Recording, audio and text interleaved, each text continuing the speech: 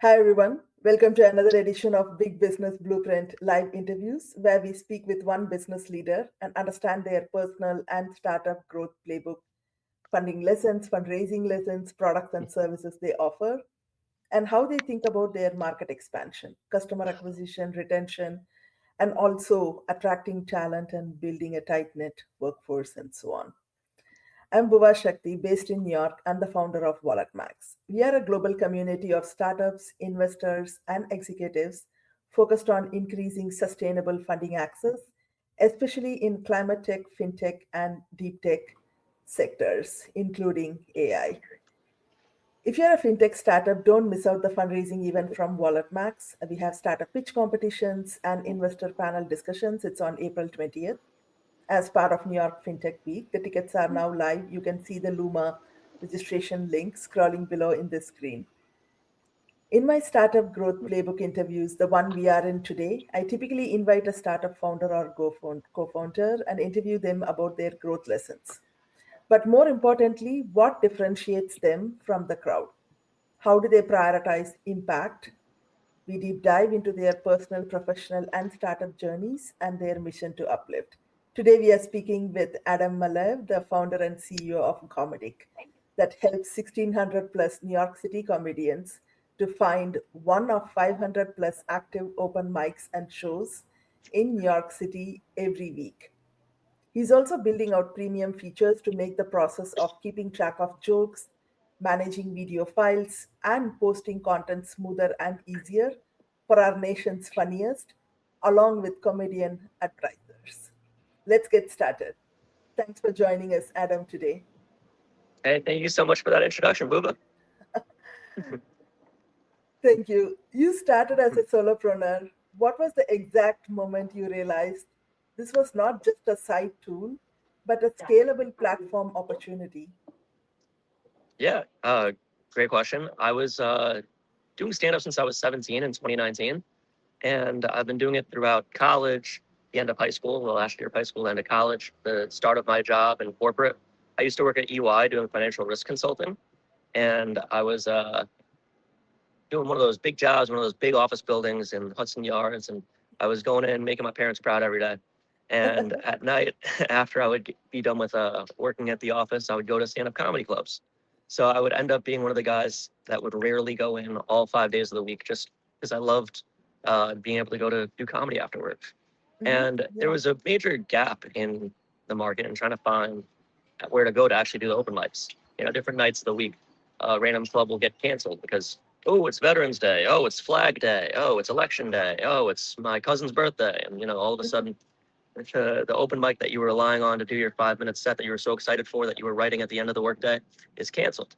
And now you show up to a place with your backpack, you're lugging all your stuff, you're there, and then you got to find somewhere else to go. It was a big pain. And I wanted to try to systematize the way of finding open mics in a way that was more reliable. There was a Google sheet that was active during the pandemic for finding open mics, more underground places that were like, ooh, don't tell anybody, but there's an open mic here on this rooftop, open air rooftop. And, you know, people would find open mics that way. But that wasn't updated in 3 years. 2021 was the last time that was updated. And then in 2024, I made my own version of a Google sheet that had all this data on where to find open mics in New York City. So it started with just 100 mics I knew about. I grew that to be an open source, publicly editable Google sheet that people added to until it got to 300 open mics. And then I scaled that to become a website, Comediq.us, where I have hundreds of users, thousands of visitors a week, and now keeps track of 500 open mics, both active and inactive in New York City. And I'm trying to grow that more, as you mentioned, to make it easier for comedians to track their performances and just collect the data that is right now just being missed out on behind stand-up comedy. Yeah, when you're working on a customer pain point, it's really great to organically grow your business based on where people need the solution, right? So, Comediq solves a very specific problem for comedians. It's a real pain point, but what has made users come back consistently to you after your initial launch? I think just a reliable website. Like I have a very clean UI. It's like basically it's a basic vibe coded website, but it is just a cleaner experience than most comedians are used to. Like Mm-hmm. the digital infrastructure for stand-up comedy is one of the weakest of any art form. I think most artistic endeavors have websites that are pretty primitive. Like a lot of the info about finding comedy was on like a Craigslist style website, Yeah. or on like Facebook groups or things that you take 20 minutes to scroll through, and lots of pop-up ads and lots of just what feels like you're being punished for going on their website, as opposed to what I built, which is more of like a rewarding, incentivizing thing that like makes you feel good to be there. It's like it's bright. It tells you exactly what you need to know quickly. Um, it has you there just as long as you need the information for, and then lets you go out in the world and go do the thing you want to do, which is stand up comedy. Yeah, user experience is the first and foremost thing that really brings users to your website, and then they engage and they continue to retain and grow. I've had a similar experience also where there could be a show that's right next to my house. I wouldn't know because there is no way to find that. It's usually word of mouth. You don't know the right people or the right place to look for it. You're never going to go to that show, right? As a consumer myself, and it's the same challenge for comedians. Now, how did you get your first 550 to 100 comedians on the platform? What worked that other founders who are watching this show can replicate? Yeah, really. I just talked to other comedians, posted on my Instagram story. Mm. I was kind of cultivating the network of comedians by accident since I started doing comedy in 2019. Um, after an open mic, people will be like, "Oh, you were funny. Let me follow you on Instagram," or "Oh, you were not funny, but you know, you look funny," or or "Let's connect. You could be a good white boy in this sketch I need to be filmed." So, you meet people in random ways and you keep up with the network. I think the best thing for me is being like an approachable person. Like, I feel like Mm. I value approachability and like the ability to talk to anyone much more than other people value like exclusivity or becoming this like unattainable person. I place the highest value on being approachable and having a conversation with anybody because I think everyone has unique insights on the world that you'd miss out on if you close yourself off to them. And just building out the network was really helpful. And then posting on my Instagram story, some people were actually interested. They were like, "Oh yeah, I have the same problem too. Oh yeah, Mm. I have the same problem, but I don't really care about it. I go to the mics, the same open mics every time because I know them. I personally know the people, which is not what you want to do with comedy. You don't want to personally know the people in the audience. You want to be doing it for groups of crowds of strangers that get to know you, not Yeah, people that are like, oh yeah, let me just do the same stand-up comedy set for my family and friends friends and every time." family. And that's Yeah. not the best way to do it. So, uh, yeah, just I'd say building up an initial network and trying to put yourself in the community you want to be helping is the best way to do it. Like I know a lot of people talk about going on Reddit and like posting in a few forums that you're passionate about, trying to just be an engaged member of the community for a few weeks before actually pushing and peddling your product, as opposed to the way that a lot of people do it, where they just are like, all right, time to launch. And then they just try to drop their link everywhere, drop their QR code all over the city. And it's like, well, why would I scan this? Yeah, yeah, yeah. Being authentic and approachable is important, but also more importantly, like you said, build a community long before you want to launch something, right? Yeah, People know you, okay, they can trust you, even if they don't know you really well, they know something from a word of mouth about you. So you're building within a tight knit community, but how do you balance just being within the community versus building a scalable business on top of it? Because the goal is obviously building community, getting more traction, but you want to also scale this business, right? exactly. Yeah, the long-term goal is to be comedic for the entire.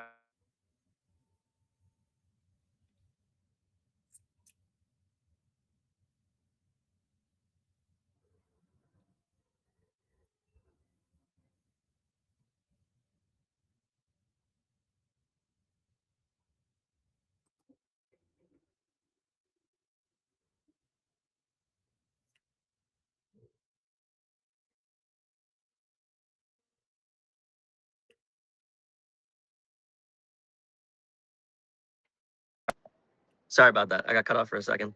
You, No, you no see, you hear problem. me still? Yes, Yeah, all good. sorry. What one of the comedic advertisers I was having a little issue with their payment, and they called me back at the worst time.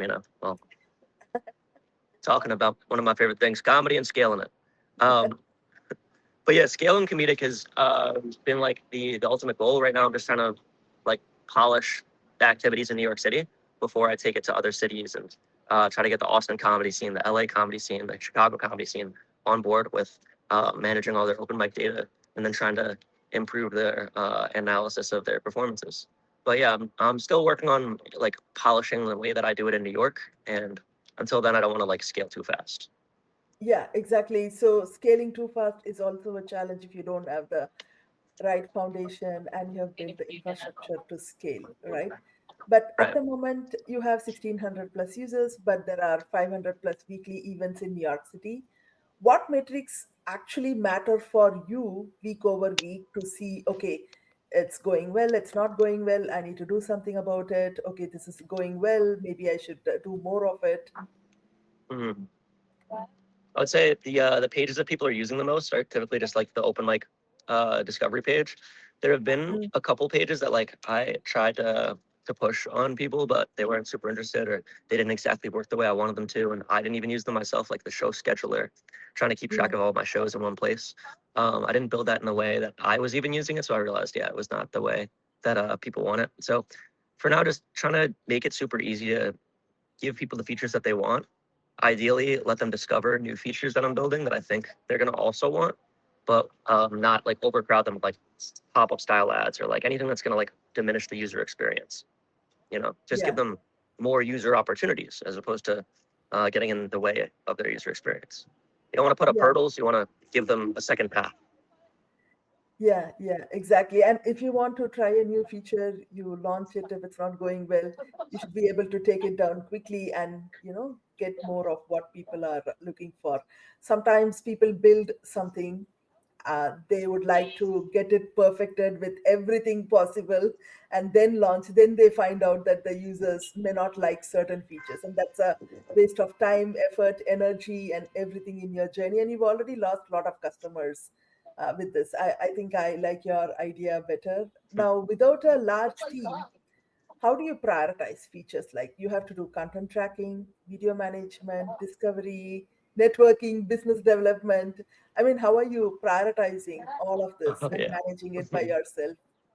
It can be a lot, and honestly, Claude is the most helpful because I'm all over the place. I have so many different ambitions and goals, and I'm doing content over here. I'm doing a stand-up comedy show here. I'm doing 3 sets tonight, and also trying to update the website with the newest data for April. So Oh, trying to keep that all prepared is like a real management task for myself because I'm not the most organized person in any sense. Um, Claude has really like helped me to visualize like where I want to focus my energy though. And mhm. I don't always listen to Claude, but it definitely has been helpful to like have that real like super genius personal assistant helping me every step of the way that understands exactly what I'm working on, what my next tasks are, and what I have to continue to maintain in order to keep the 600 visitors a week happy. And yeah, I think just like I trust Claude more than other AI systems just because they said no to the government. You know, they're willing to like uh, cut back on the amount of government contracts that they're going to get in Yeah, order to like retain their own standards and values. And I think that creates a company with a better, secure system of keeping track of everything that I tell it. So I just trust Claude a lot, and it has such good features with Claude Code. And um, I yeah, Claude is my chief organizer. yeah, it's like your extra hand, your personal assistant, and then also there is no need to worry about your data alignment with values and things like that. So I've heard a lot of good things about Claude also from so many people that I speak with. It's not about AI replacing what you do, it's basically enhancing and making it a little bit more easier and productive for you as a person as well, right? Now, Exactly. at what point did your growth shift from manual outreach to more like automated or product driven adoption or organically with the expanded network effects? Instead of meaning at some point you can't do manual outreach one by one to every person that you Right. want to outreach, right? Yeah. I'm still automating a lot of functions, but we have this Python script that runs every month to check in with Comediq open mic hosts. and it has them either respond Y, N, or changes. That stands for yes, no, or changes. And that tells me whether or not I have to update anything on them or just re-verify it for the next month. And then it updates the badge on their open mic on Comediq. And then people can know, oh, okay, good. This person verified their mic is updated for April. Oh no, this person didn't even verify since January. Maybe it's not even active anymore. And then I'll do like a manual, like a double check. But it saves me a lot of time. Because before I was spending like 4 to 8 hours doing manual copy paste DMs on Instagram until my mind was numb. You know, it was a pain. Yeah. So happy to not be doing that as much now, except for the people that hit N or changes. And I'm still trying to automate that system to be even easier for myself and more decentralized, let people just sign up and change it themselves at any point. But yeah, there's more to work on, and Claude knows that. Yeah, I mean, automating everything, it seems like even though you're building a platform for comedians, there is a lot of user experience design, product knowledge, as well as the automation and seamlessly connecting the workflows and operations is more front and center, especially because you are doing everything by yourself, but also building it in such a way that it is easily extensible if you need to expand to a different city or something like that in future, right? Exactly. Now, you've introduced advertisers and premium features. Now, how are you thinking about monetization without breaking trust with your community? So, this is a challenge that almost all communities have. They start as tight knit communities, you're building with the community for the community. At some point, you also need to sustain your business, right? So, then monetization comes in, and there is this friction between breaking trust and monetization. So, what's the right balance you are trying to follow? Yeah, so far I've very lightly monetized. I'm still using like my savings runway from my last job at UI. When I left there in January 2025, I saw myself as having 2 years to figure it out. And we're a year and a half into that. So Yeah. I've started to collect advertising revenue on Comediq. I have two main advertisers right now, and it's not a ton. It's 75 a week for one and 140 for another, for 140 a month for the other. And it's just a start to what Comediq can be. I see the premium features that I'm going to roll out as really what the core value prop is going to be for comedians. Something that is going to be like a Granola or Fireflies AI for Mhm. comedy sets. And that's going to be something that I think is worth paying for.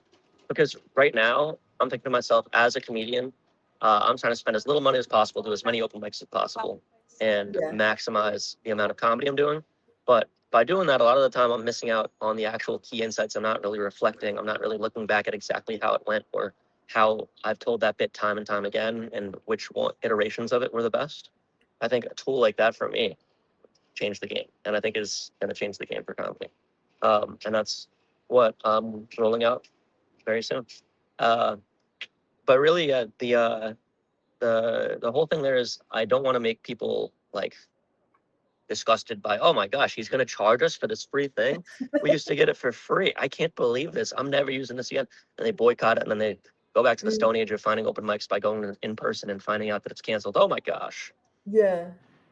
But yeah, I just want to have a core free product and then premium product that I think is going to be worth the money. Yeah, yeah, exactly. So core product is where you get your users accustomed, and then once they retain, they see the benefit of upgrading to premium features also on your platform. One quick question is, if someone is not digitally native in using your platform, how do you address that challenge? Do you wait for them to become digitally native, or do you have tools and small resources that help anyone who's not digitally native to be on the platform?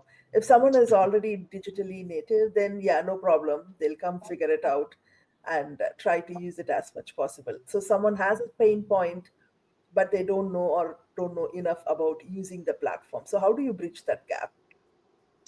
Ooh, interesting. So you're asking like if there's like an old comedian who doesn't really use the internet?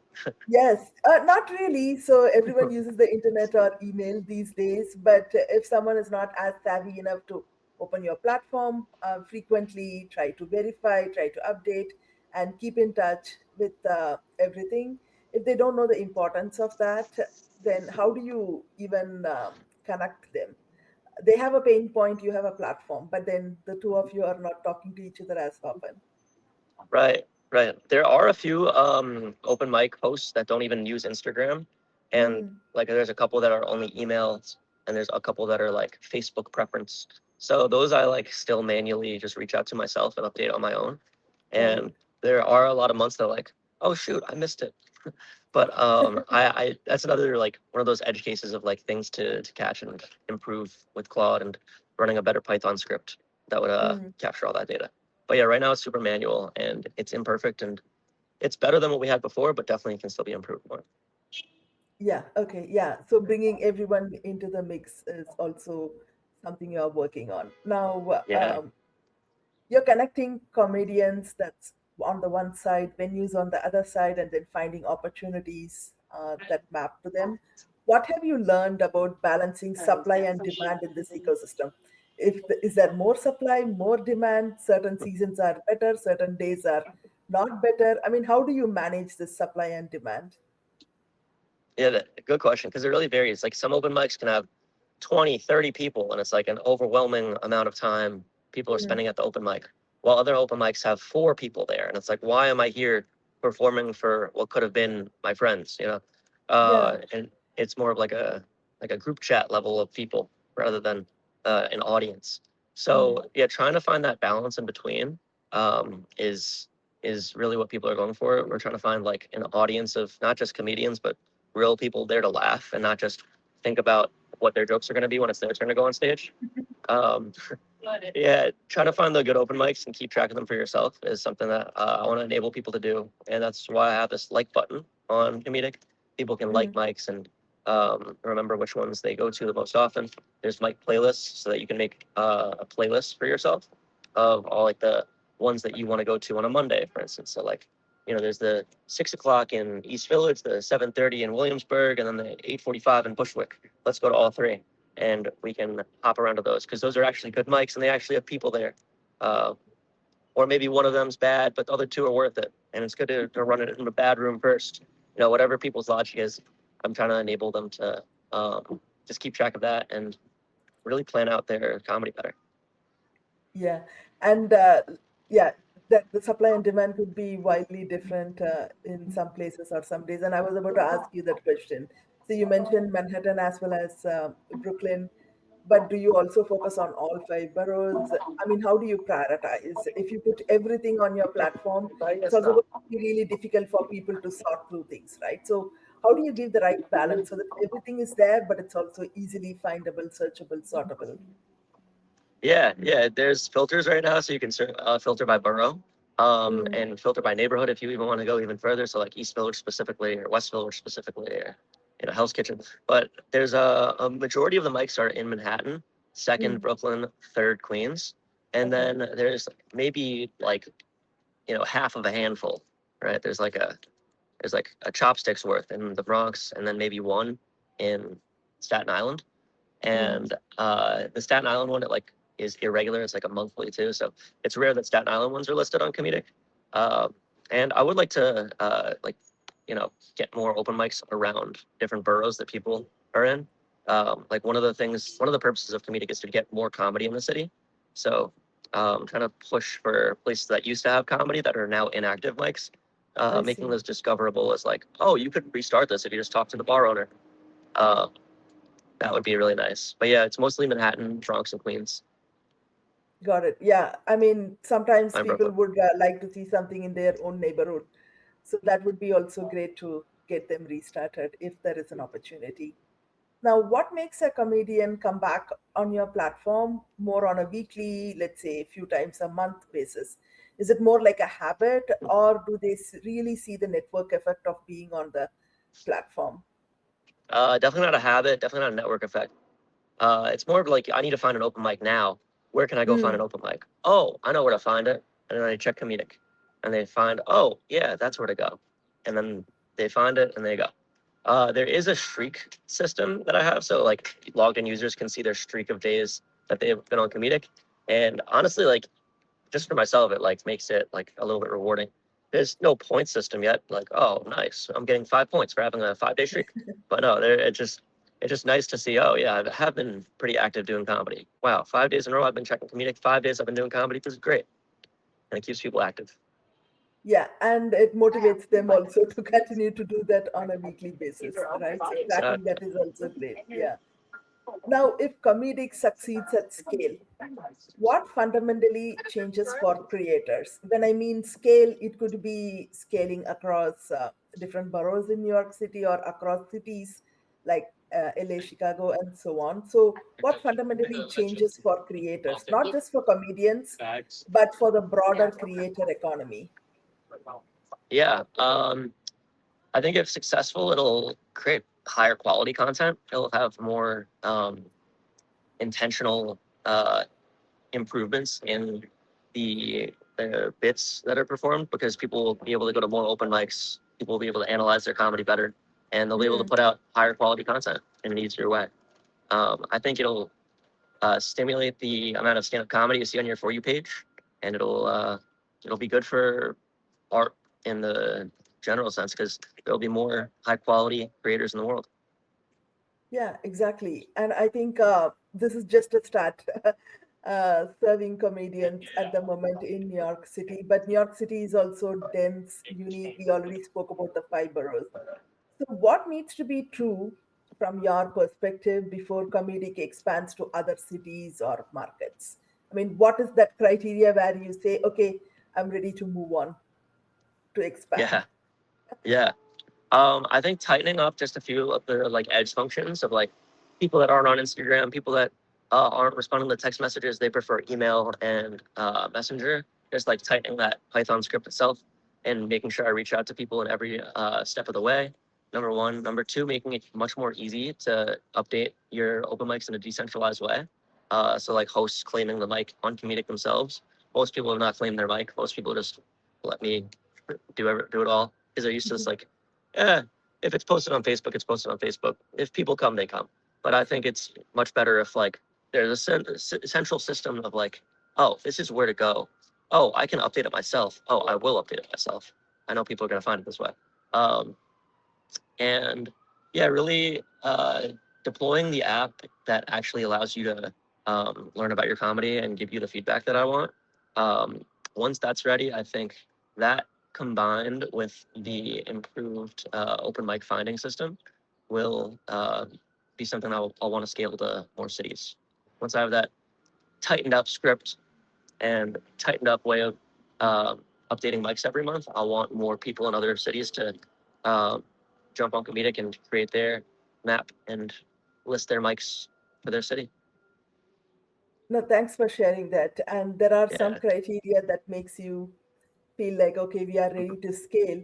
But on the flip side, you might also have a challenge. Maybe from a metric and usage perspective, your platform is ready, but you might need additional capital to make that jump, to expand, maybe a one time capital or some kind of funding. So, would you just rely on advertisers and premium features, or would you do something else also? Because I know you're at a 1.5 year mark almost at the moment. So, what would really kind of give that push? that's a great question, fundraising advisor Bhuva. I think I would explore a few different options, like trying to really push for bootstrap style, customer centric revenue. You know, advertisers and comedic customers being the primary source. But if needed, I would definitely be open to looking at private funding from friends, family, VCs, and other small potential business loans. Um, the Comediq LLC right now does not need any big business loans, thankfully, but definitely Yeah, open to it that's in the good future. news. You know, Yeah, being the yeah. solopreneur, you can pay yourself as little as you want, which is nice. But um, and when I scale and start to have more people in other places that are going to be relying on pay, then that's when the bank account's going to be much more important. Yeah, yeah, exactly. So having some of those bigger accounts, consistent revenue on a monthly basis is also good enough instead of raising capital if we don't have to. Now, you're also helping comedians manage jokes, videos, performance, so many things, right? Do you see this creator data, the data that you're collecting on the comedians themselves, becoming a long-term USP, unique value proposition? Meaning, is that data something that you might monetize or thinking of doing something with that? Obviously, with the consent from the users, in terms of scaling it.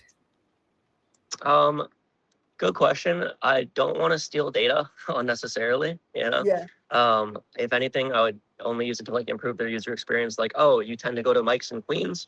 I recommend you go to this one new pop-up Mike in Queens, or this one advertiser wants more people to come to their Mike, and it's only 2 stops on the train from Queens. Um, you know, I want to reduce the amount of like data leaks, and I'm not trying to sell data to big advertising firms. But I want to have like a sustainable business model that consumers can trust and understand, and feel comfortable using a platform without worrying. Oh man, they're gonna find out that I go to Queens for open mics and I don't buy any drinks. They're gonna find out. They're gonna find out I don't buy any drinks at the bars I go to. It's gonna be terrible. Yeah. So yeah, yeah, trying to keep customer data secure is gonna be a big push for me. yeah. I mean, that's really inspiring to hear because even though you have data, ensuring the customer personalization and meeting their needs is critical. Using that data is more important, and that's how you build community platforms like yourselves, because trust is the most important ingredient than any of the premium features that you may potentially offer in the future, right? Now, what's one product or growth decision you got wrong early on, and how did that failure or something you learned from it reshape your strategy? Mm, yeah, early on, I think the show scheduler I mentioned earlier was a failure because it was built in like a half slop vibe coded way where I thought, I'll figure it out. I'll figure out how to use it. I'll teach myself it when I'm ready. But it just was not user friendly. It was a bad design on my own end, and I did little to try to improve it. And I realized even once I tried to improve it, it had this like stigma of like, oh, it's just another page that I ignore on Comediq anyway, so I don't need to use it. And I realized that it's easier to scrap a feature that people don't trust or like, and then try to launch a new one rather than try to fix one that people aren't using. A lot of people don't trust like the maps on Instagram right now. There's like a whole thing where it's like, why is Instagram got to know my location right now? And Yeah, a lot of people are not trusting that or using it and are judging people who are. So I actually do kind of like it. I think it's kind of cool. Oh, yeah, I wonder where people are at tonight. But, just like another feature that people don't love. So I think learning from that, scrapping features people don't use, and then keeping the ones and emphasizing the ones they do, and trying to introduce new ones that they will like based on the ones they use. I think that's the big learning there. yeah, I think that's the key to scaling based on what the user needs, right? So sometimes what people do, founders, co-founders, they would have put so much effort in building a couple of features that they don't want to retire that, even though the user signal is okay, I don't want it, because there is this time and effort that you have already spent, right? So at some point you have to make a decision to move forward with what users like versus depending on the effort that you have spent already, right? Right.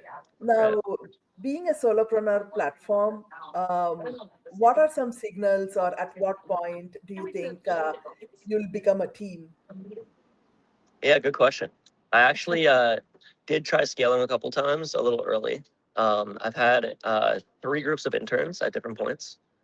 First, I had summer interns at NYU in summer 2025, and they were super helpful in a couple ways of like building new features, including like the map feature that we have right now was built with a Mapbox integration that one of the interns pushed, and there were a couple like backend features that we didn't fully roll out, like a version of this app that I'm still developing, where it like analyzes your comedy and listens to your performance. But it wasn't all as productive as it sounds. If anything, the 5 interns were more like wow, I got 5 interns, my company must be succeeding. Like, just because you have employees doesn't mean you're doing well, you know? Yeah. You could have a lot of employees doing nothing, and if you're doing nothing, your employees are probably doing even less. So Yeah. a lot of the summer was like a feeling of productivity, waking up for a 10 a.m. call and then being like, 3 p.m. came around. What really changed about today? What did people really, what did I do different? Not much. And I think scaling back to just me was kind of helpful after that.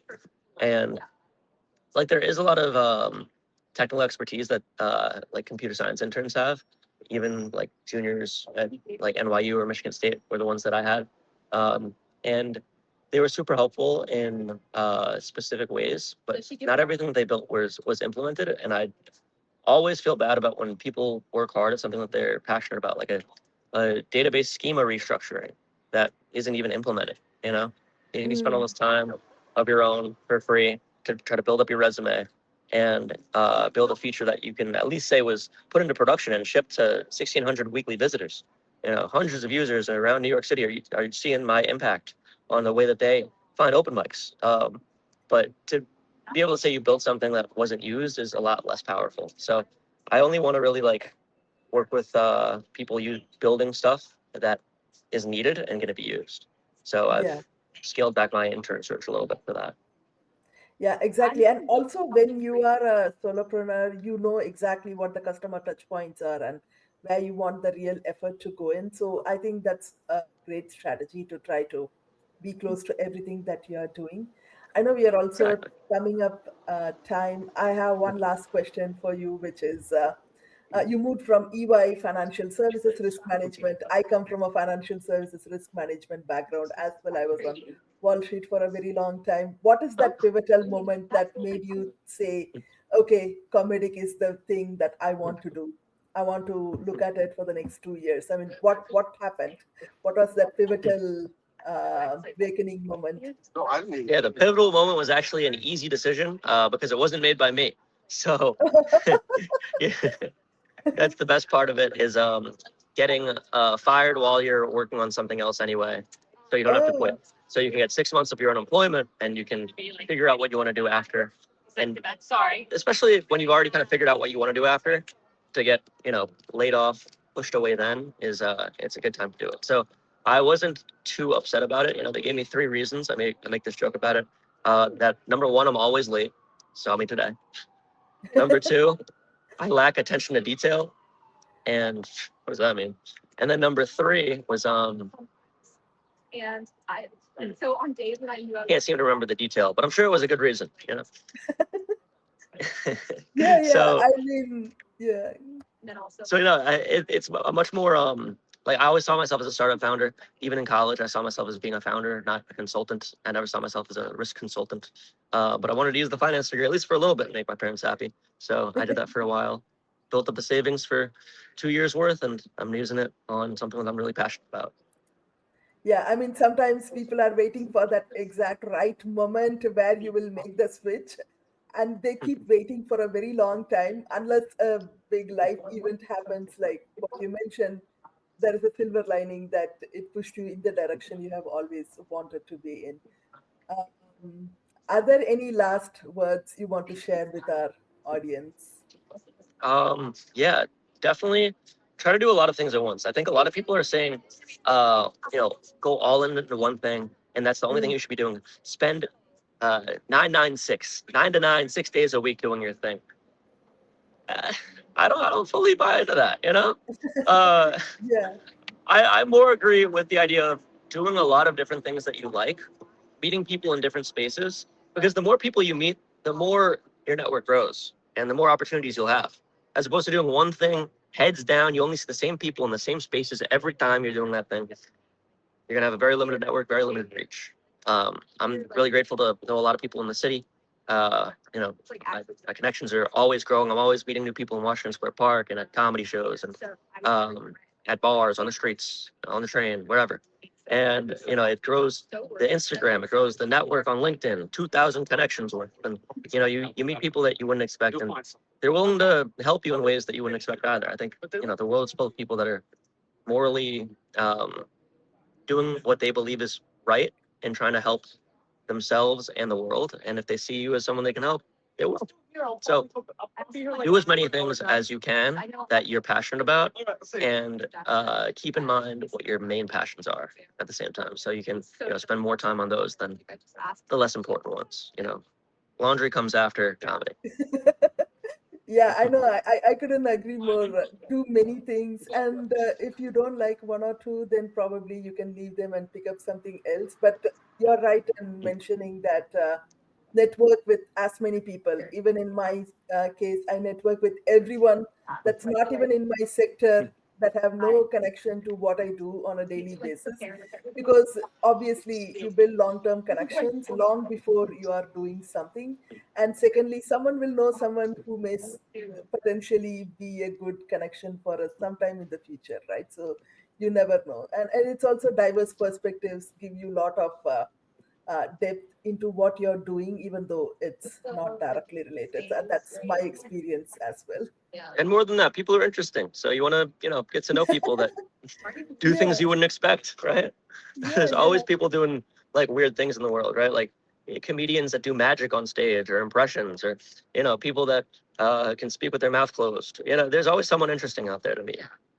Yeah, yeah. I mean, comedians need not be just one genre. You could have a lot of diverse activities or events happening within that as well. So, totally agreed. And also, it's very difficult to make someone engaged and be enjoy your humor for that short period of time. So you have a lot to do within those few minutes that you're on stage. Very true. So, thanks for joining, Adam. And I know we can keep going on, but really happy that we are able to connect. And we not only spoke about the comedic scene, but we spoke a lot about a founder journey, the product, the user experience, growing a business, data, AI, and so many other things that were totally in a package of a creator community that you're building. So, thanks for taking time to talk to us today. Hey, thank you so much, Bhuva. And I'd love to come by on April 20th. I'm Oh, excited for your yeah, pitch day. definitely. Please do come by. And if any of you are watching, don't miss out the event. It's startup pitchers, investors. We'll have a discussion where the world is headed in the fundraising scene. It's on April 20th, and Yeah. do stop by. Yeah, 420 pitch event's going to be unforgettable. I heard there's going to be some giveaways. Yeah, Let's just get it's gonna be a surprise. the judges are going to all give high marks, so that'll be fun. Everyone is gonna be a winner. The secret is Yeah, out. All right. it'll be Nice fire. chatting with you, Adam. Thank you so much for joining us. Yeah, thank you, Bhuva. And if you ever want to see a stand-up comedy show, send me a DM. Yeah, Malev no, Comedy. definitely. I'll go check out comediq.us, is it? Yeah, please do. Come find some comedy shows.